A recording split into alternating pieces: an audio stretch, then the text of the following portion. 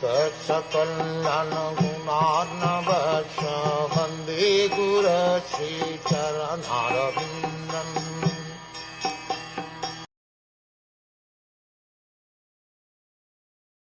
It is possible to worship a form of the Lord made of physical elements such as earth, water, pulp, wood and metal.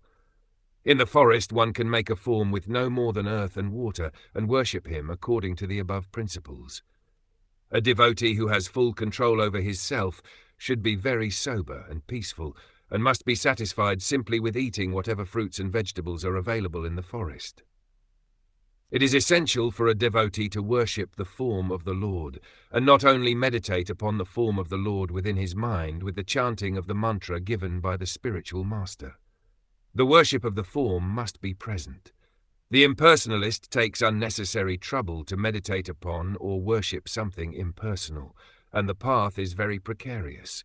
We are not advised to follow the impersonalist way of meditating on or worshipping the Lord. Dhruv Maharaj was advised to worship a form made of earth and water, because in the jungle, if it is not possible to have a form made of metal, wood or stone, the best process is to take earth mixed with water and make a form of the Lord and worship him. The devotee should not be anxious about cooking food. Whatever is available in the forest or in the city among the fruit and vegetable groups should be offered to the deity, and the devotee should be satisfied eating that. He should not be anxious to have very palatable dishes. Of course, wherever it is possible, one should offer the deities the best foodstuffs, prepared within the category of fruits and vegetables, cooked or uncooked.